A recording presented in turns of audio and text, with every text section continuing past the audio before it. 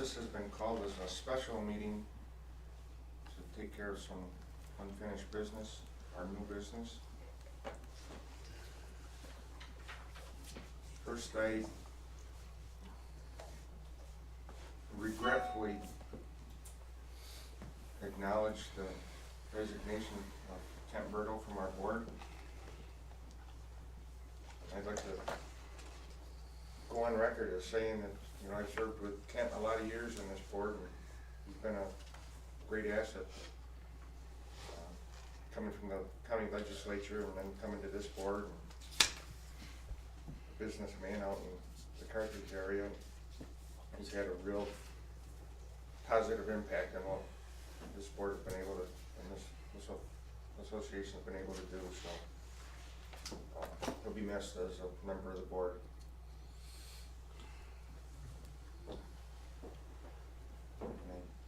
Yes. Now I'd like to have a motion in a second to accept his resignation formally. I'll make that motion. Second. Any discussion? All in favor, aye? Aye. Opposed? Carries, thank you. Mr. Chairman, if I may, say my own personal thanks to Kent, because like all of you, meetings that we sit formally in are only a portion, sometimes a small portion, of how we use board members for kind of a sounding board on projects and so on. And Kent has been particularly helpful in areas to the western side of the county, eastern side of the county. And he's just been a good guy to have around. And I would note that he has agreed to stay on the JCLDC board to continue his work, at least in the community, in that role. So the good news is we'll still have his expertise around. It just won't be as an IDA board member. And the role, of course, then would fall to the next chair of the legislature and their board to appoint a replacement for Kent. His term was up at the end of the year anyway. I know it's a replacement or his continuation had already been considered. So anyway, we'll miss him from the IDA board. Yeah, he represented that area of the county well. Very well. No doubt about it.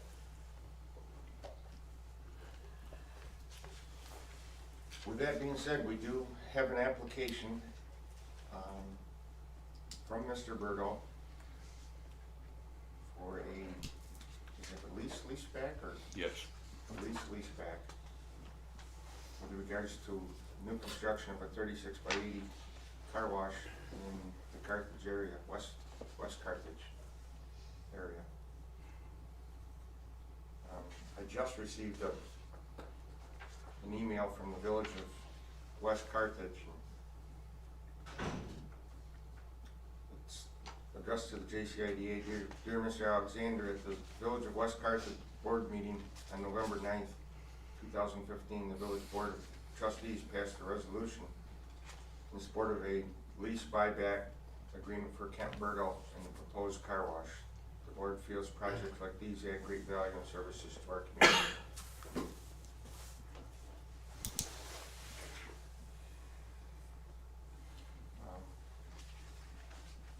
I guess I'd entertain a motion and a second on this project for further discussion. So moved. Do I have a second? I'll second it. Open up for discussion. I guess my thought on this, with all due respect to Ken, my history financed an awful lot of car washes throughout the North Country, and they have not had this kind of economic development incentives, tax incentives. I think it's a thing that you're giving them an unfair advantage because there's other car washes out there that have not had the benefit of tax incentives for building car washes. I don't know that this is a type of a business that you do a lease back for. It's not a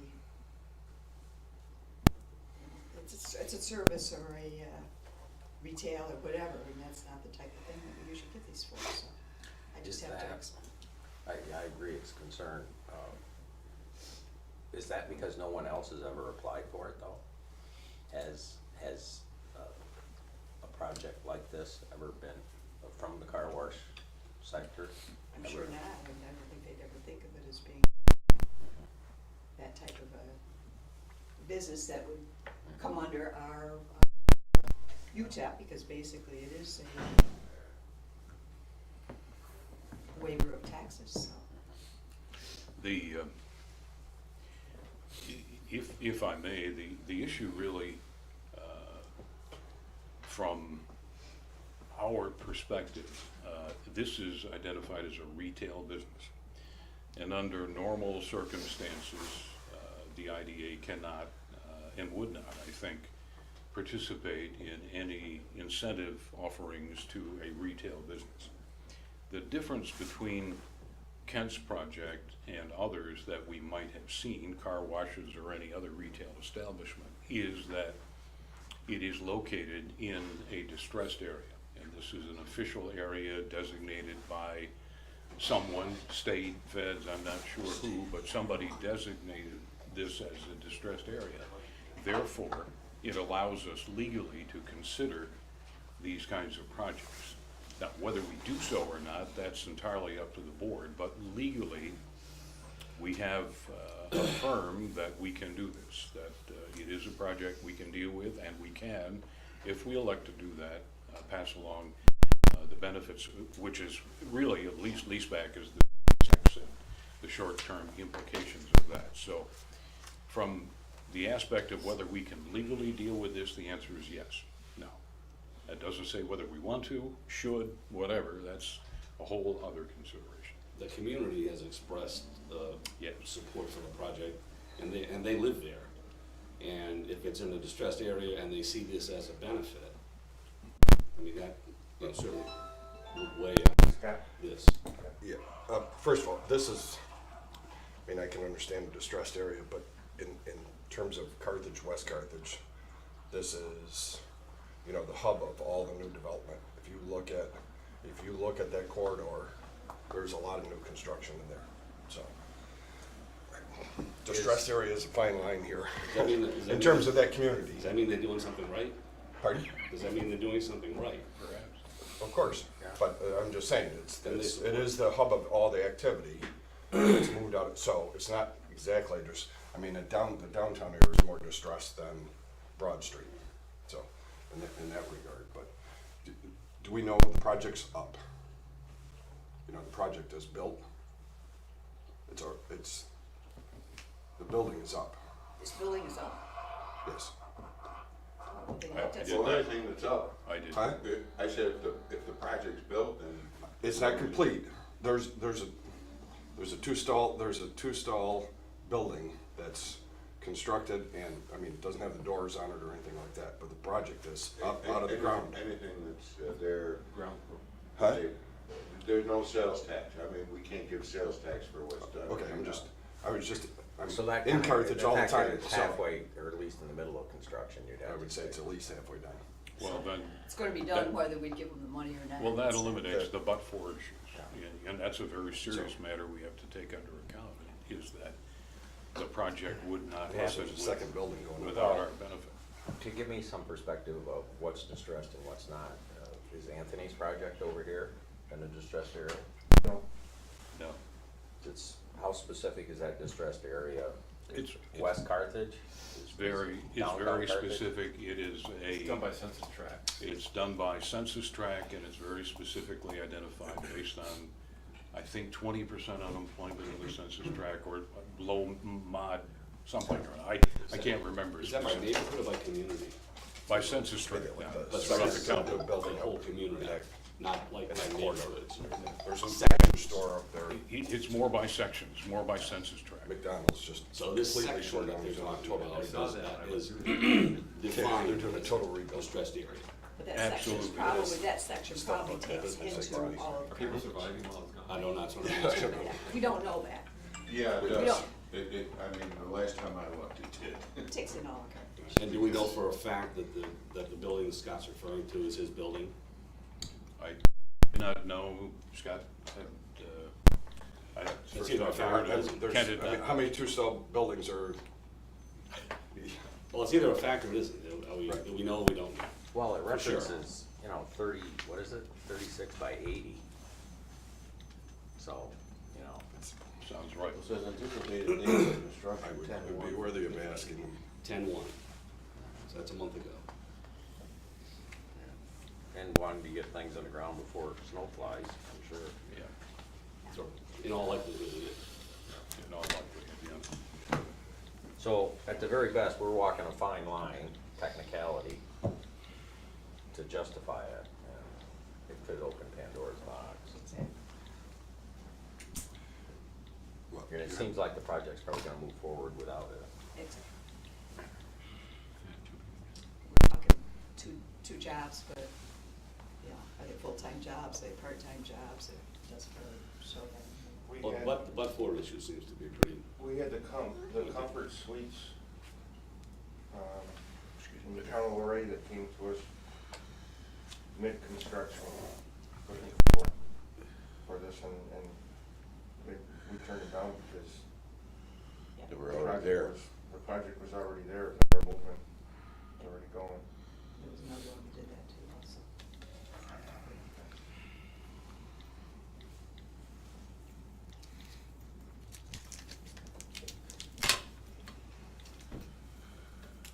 Further discussion?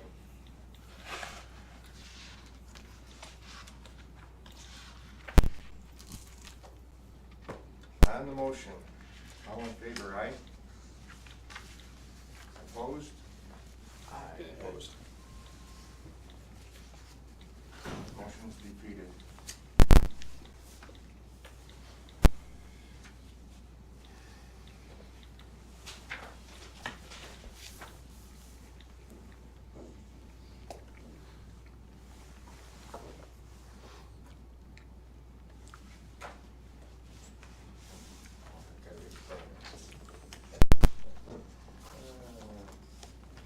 Dan, we had a discussion with the WIC LDC.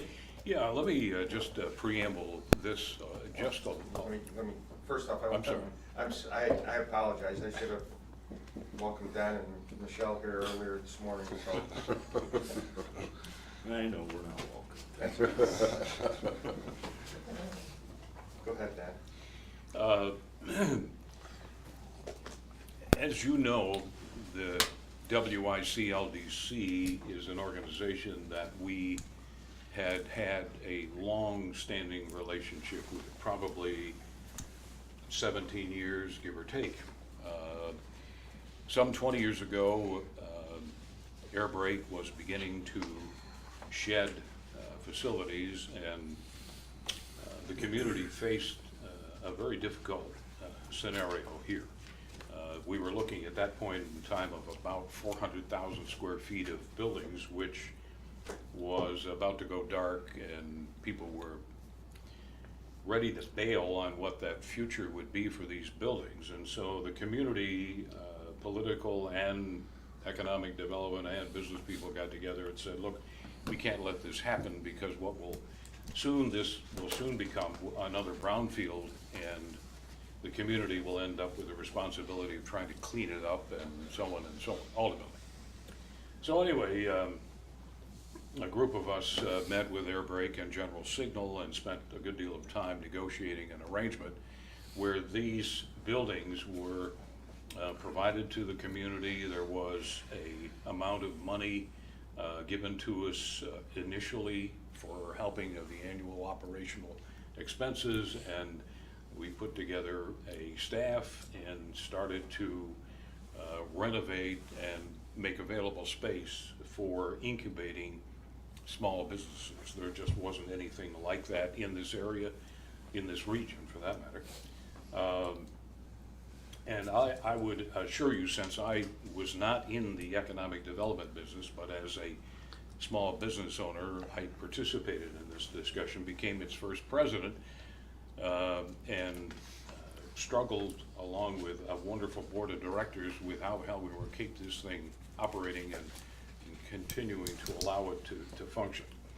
So anyway, that was 20 years ago. Fast forward to today, the community was, I thought, forthright enough and understanding of our future enough to grant a 20-year payment in lieu of tax device for this facility. But that is expiring, and at the end of this year. And as we talked about this to some of the board members, I realized that some of you are new to this game. Some of you have been around a long time and know the history, but some of you don't. And so, as we consider this from an IDA perspective, I thought it worthwhile that we bring some of the people who have, as wonderful volunteers, committed a good deal of their recent life to try to make sure that this facility stays in operation.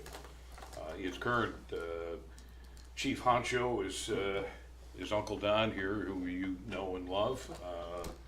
Michelle has been a member of the board for some time, and I asked them to come talk to us just briefly about some of the history. Billy Sillery, who was the operational guy and an employee of the IDA for a number of years until the controller said that was no longer possible, will be here to kind of fill in around the edges. But Don, Michelle, I wonder if you'd kind of give us a little... Before Yeah, they get going, let me just add one other thing. The IDA was the one that this property was originally conveyed to. And at the time, as you know, this is a brownfield, and so we felt that we didn't really want to own this. So at that time, the IDA incorporated the WIC LDC to take over this property. So all I'm saying is that it probably, if it hadn't been such a brownfield, we'd own it today ourselves. The status is still the same. Pardon? The status is still the same? Yes. So, Yeah, I just want to say that, you know, from our board's perspective, this facility is very important to the community. Right now, we lease approximately 100,000 square feet to businesses that might otherwise not be able to find suitable location with a rent that they could afford. We do have some anchor tenants, obviously. Every facility like this needs an anchor tenant to stabilize it, but you know, we do have upwards of 120 people working in the facility, and this has all been done on what I would call a shoestring budget. The WIC has operated over the last, I don't know, 20 years or so on a budget that is bare bones. Billy, I give Billy a tremendous amount of credit for keeping this facility running smoothly, managing the cash flow. He's always kept the board informed of things that need to be done, and we have tough decisions that we have to make with regard to upkeep on this facility. There's a lot of things that we'd love to do, but quite honestly, we just can't afford. So with regard to the pilot, it's imperative that we maintain the status quo with regard to what we pay on the pilot, and you know, we're welcome to open our books and show that you know, we are not generating a lot of cash. We're steadily building our cash reserve, but that's going to be a long process just by the nature of the beast. It's an old facility. It needs a lot of maintenance. We do have debt that we've incurred that we have to pay. Then when we put the new roofs on building A and B, building C needs some attention, and then the big piece of the puzzle is building D, which we had a structural analysis done of, and as you know, Drain Irrigation leases that space for warehousing, and we believe that it probably can make it through another winter, one more, but right now we're working with the company on alternatives, and that is going to be a big project if it happens. So you know, just simply from a cash flow perspective and keeping this facility stable moving forward, you know, we are, you know, it's imperative that we keep the pilot payments the same as, or as close to the same as we had in the past. So with that, if Billy or Michelle have anything else? I mean, I think you did a great job, Don. Bill Solari, everyone pretty much knows me. But we have 187 jobs here, 21 tenants, 111,000 square feet or so under lease right now. You know, we usually average 175 employees, and we've been doing that, God, since this place started, you know, 20 years ago. Like Don said, the pilot is imperative to us to keep it relatively the same, because anything we incur has to get passed on to the tenants. And anytime we pass anything on to the tenants, obviously that's gonna affect their cash flow, which ultimately could in turn affect their employment numbers as well. So that kinda helps us help them to increase their employment. Or force them to leave. Right. And, you know, it's sometimes a struggle to lease space that has been vacated, but Billy's done a great job in you know, maintaining, the lease up rate here. And, you know, we wanna keep the rents at a point where we can be competitive in the marketplace for what we have to offer. I might add too, one of the things that occurred over the 20 years, particularly in the latter part of the 20 years, was that a number of communities have come to us and asked how we were able to put together an incubator as of the type we already have. And Billy and I quite often became instructors in terms of trying to show communities how it could be done. I mean, the possibilities. They had existing brownfields like we do, and we're trying to figure out what to do with them, because they became a safety hazard, they became an insurance nightmare, they became an environmental, you know, catastrophe. And so this facility has been something of a beacon for other communities around the state. And just recently I attended New York State Economic Development Council meeting, met a young man whose primary responsibility around the state is to kind of keep track of these things. And I think he strongly felt that this is one of the good examples that can be found in the state of New York for taking what could become a disaster and turning it into something which is really a very positive thing for the community. And in fact, I have one more thing. And just sitting in this room here now, you know, if we went back 20 years ago, since that time, we've had 2 tenants in this space. Because it's a landlocked space, it's really hard for us to lease out. We had Roth Industries, when they were doing their expansion, they came in here and needed some warehouse space, so this worked out for them. But then we also had Environmental Spill Products, a startup manufacturing company. Needed cheap rent, needed, you know, easy access for their terms of easy access, so they utilized this space. So we had this big, heavy industry vacant area here, and now look what you're sitting in. So obviously we have a track record of keeping it successful and have an idea of how to do that. But again, that pilot is imperative to allow us to continue to do that. I think one of the best decisions this board ever made, if you'll allow me the opinion, is that we decided to relocate here and expand our facilities. And I think it says a couple of things. First of all, it says that we understand the value of what this agency is doing. And secondly, it can be wonderful converted space. We can do some pretty special things with the space that's here.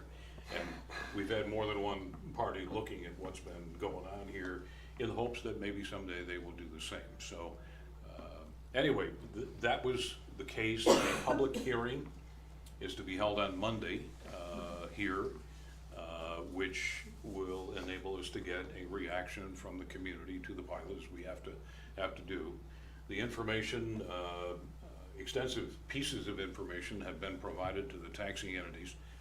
We wanted to make very sure that they were completely aware of everything that's going on here, because frankly, their investment, and this is really what we're talking about here, their investment in this pilot has enabled this building to continue to function and to give space for 187 people to go to work. So the story is pretty amazing in my opinion, and I think the community should be justifiably proud of that.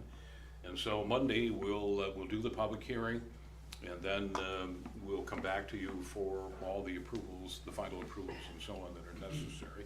And we hope the taxing entities would agree with the proposition that this is a good deal for all of us. So Here's a when, question. What are the terms of the pilot? It's Now, a, what's it- it's a formula, Yeah. so that it starts out, when somebody comes in here, their rent is low. So, the pilot takes that into consideration, and then it gradually increases. So it's a formula, I can't remember how the heck I ever came up with it, because I can't remember exactly how it works, but. I mean, was but- it gradually increased? Yeah, it gradually So we increases. would go and- back and- down and- again, based on- back up, or do we no, just stay no, right where no, we're it supposed to? goes up. The pilot And, payments. and it's based on the number of square feet that is rented. So for example, the building is assessed at $3.5 million. And that is the amount that we use for the assessment in the pilot. So as Billy said, we have about 25% or so of the building rented. So that would mean that the pilot would be based on 25% Okay. rather than 100%. That's basically how it works. And it's So- a 20-year agreement, extending basically the same terms and conditions we have. It's for the exactly the same. Yeah, I just didn't know what the terms were, Yeah. because I wasn't part of that when it started, but I based on just wondered. Yeah. So it's gradually gonna increase Yeah. Okay, yes. on its own. Thanks. Thanks, Don. Don, what caused this to be a brownfield? Well, Environmental primarily. yeah, this is just, it's general signal, you know, the predecessors to New York Air Brake. It's a huge cleanup area. I mean, if you look at this building here, we are not allowed to dig in this property unless it's absolutely necessary, because if we dig, we're gonna probably dig up some stuff that's not very good. The same is true with the foundation of the building, unless we have to. And that's an ongoing thing. As you remember, you know, Kelsey Creek and the neighbors that live here have made, you know, comments that it's caused cancer in the community and whatnot. So 20 years ago, there was just a lot of stuff going on It was with a mess. DEC. Yeah. And it was successful in coming up with a really good plan to. The state has bought into. Oh, yeah, they're here. remediation. Yep. We, as Yeah. Billy will tell you, It's we still under- do It's still under, It's still ongoing, and it will be ongoing for forever. for years and years and years. I'm sorry. State has bought into, what did you? The DEC has Yeah. arrangements to monitor and to interact with this group of people on a regular, I'm gonna say. Yeah, I've done the basis, walkthrough, and they'll come in with SPX and monitoring it, yeah, DEC. Every time we- walk through and. Yeah, we have to do what monitoring. happened early on, in the early years, is they excavated all around these buildings a tremendous amount of soil and everything, and that became the landfill on the far end as you're heading down Purdy Ave. There's a series of 63 monitoring wells around the site, and there's pumping wells. What they actually do is they pump the groundwater out, it gets treated, and then ultimately discharged to the city sewer system. So it's an ongoing remediation site.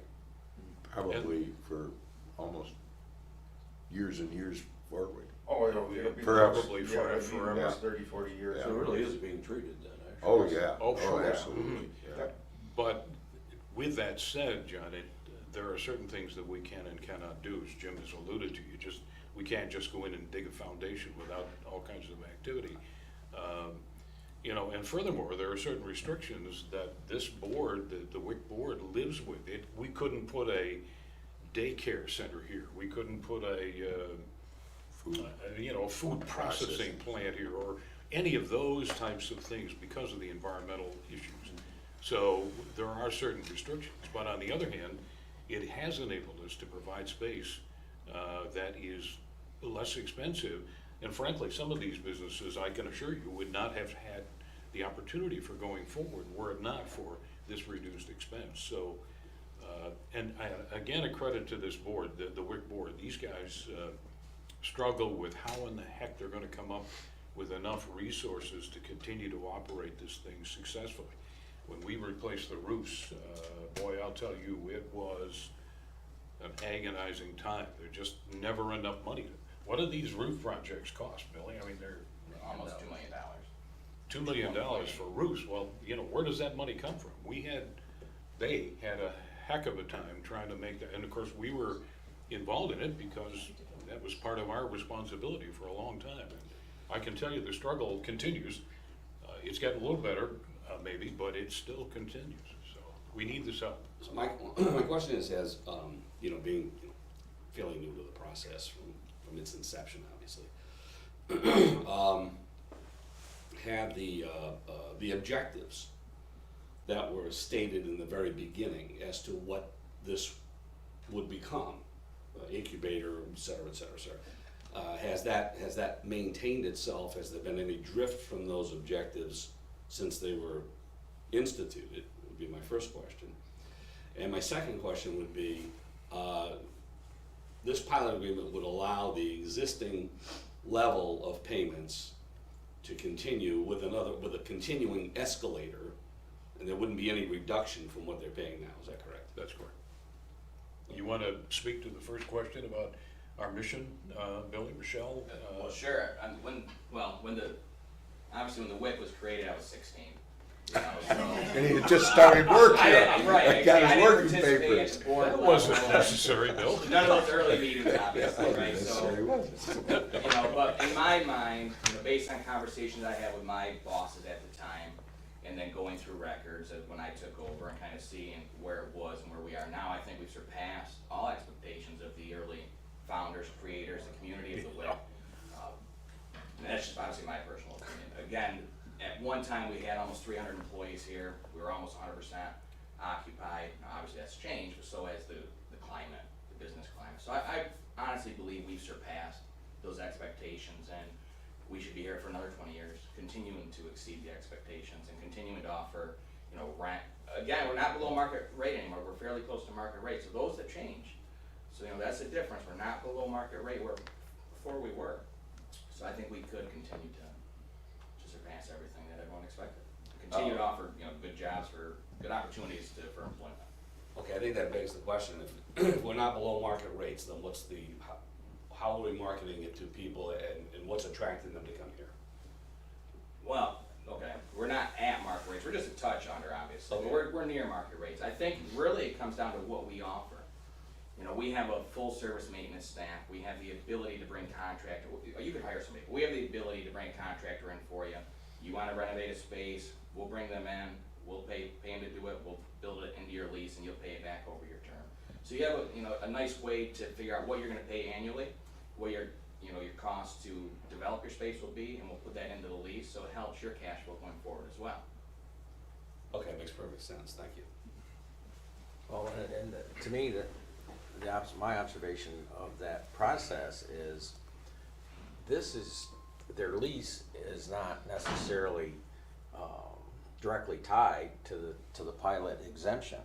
Their lease is modified.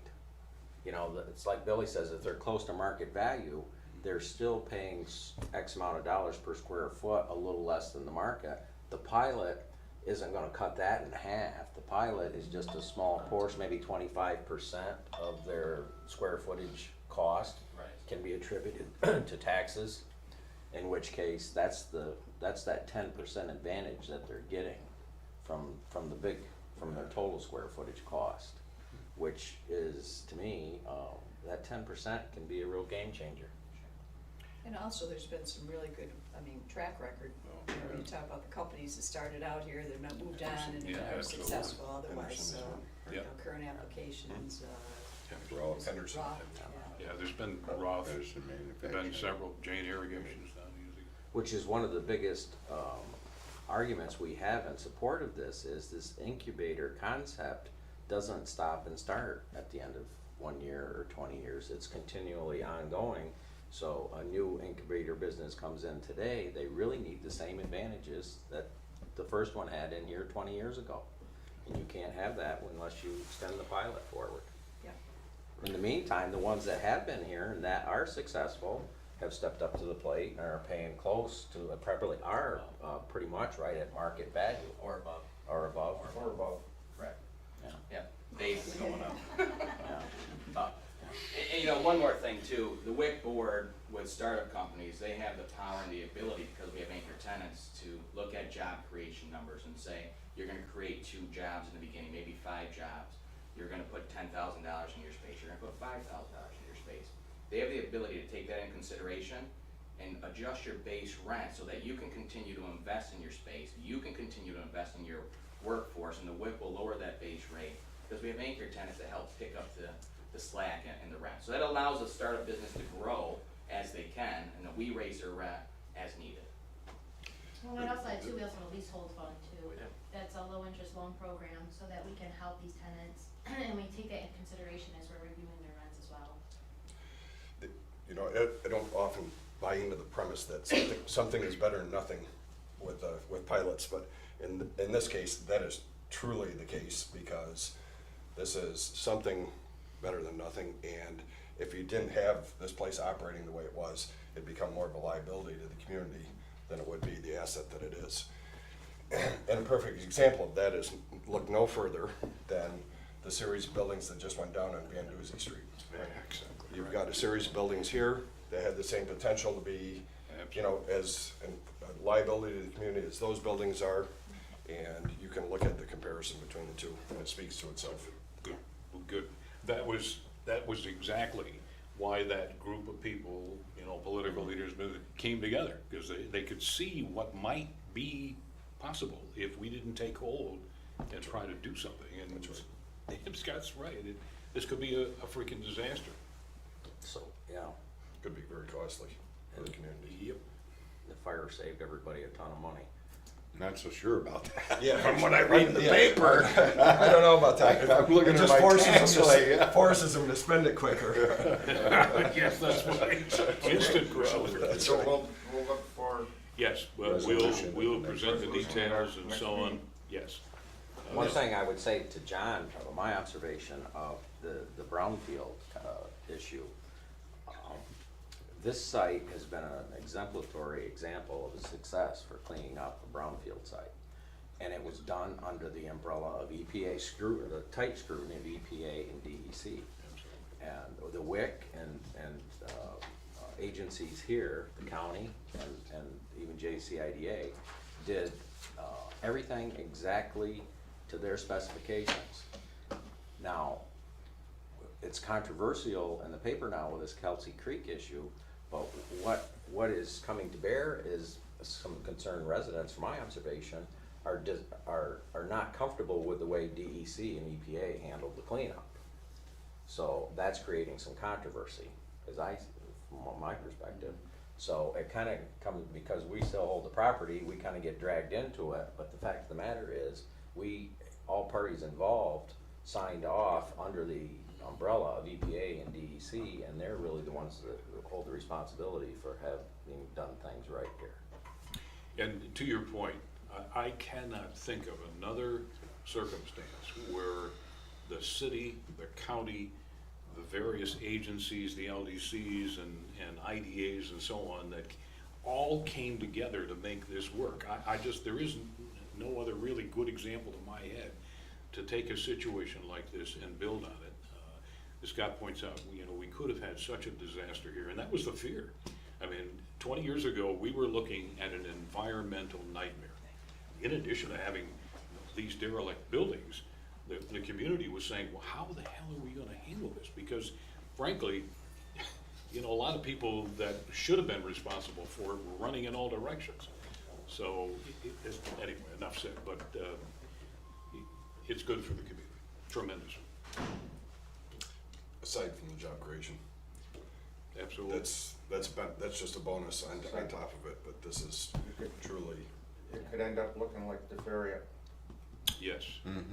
And you Or go to, Jones up in St. Lawrence and County. you go to Tupper Lake, you go all over the northeast and you'll find Absolutely. old derelict Diamond. manufacturing that's just shut down, falling down, so.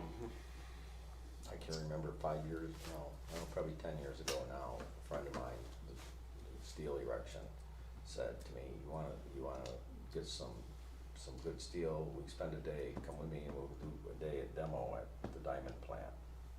His parent company had control over it, so we went up and demoed some steel up there for 2 days with some cranes and torches, and you can't believe, it's like the day they shut down operations, they walked Walk out out the door. barrels and barrels and barrels. I mean, I would just wanted to get the hell out of there. It was terrible. Just open containers, literally, floors, just stuff running across the floor, and within, 150 feet of the river. And that was just, not many years ago. It's like, how can this happen? It happens. We have some stories too, don't we, Billy? Sure. Yeah, some of I'll the take stuff. a fifth on that. Yeah, you're absolutely right. And to this day, like if I have to do some welding on that steel and you grind it, it's like, man, You don't want it, you want to be. yeah, stay away from it. Let's get them off of it. You know, back in the late 1800s and early 1900s, when this place was booming, they had a different way of doing business. They did not really understand environmental impacts, nor did they really care. I mean, it was, we were at the height of the Industrial Revolution, and The river took care of it all. cotton oils. That's what they did. They dug a trench to the river and poured it in the Cotton oils trench. would be just dumped outside the door. Absolutely. You know, when you, and it's not just this facility, it's all of them around. It's all over. Heavy industrial, 7,000 people on this site. I guarantee you they were creating an environmental nightmare. And 20 years ago, it was everywhere, and people were beginning to recognize the signs. What the hell do we do about this stuff? And that's 100 years worth of crap that was dumped on this site. And they were just coming into the time where they really got into the real chemical makeup. So, Absolutely. the PCBs and a lot of your chlorinated solvents and everything. And they did a great job for what they were doing. They just didn't understand the health effects of them. Out of sight, out of mind.